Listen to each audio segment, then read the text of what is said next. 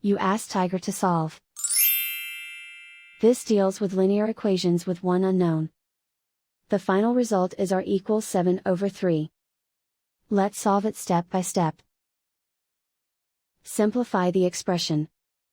Simplify the arithmetic. Group all constants on the right side of the equation. Subtract 17 from both sides. Simplify the arithmetic.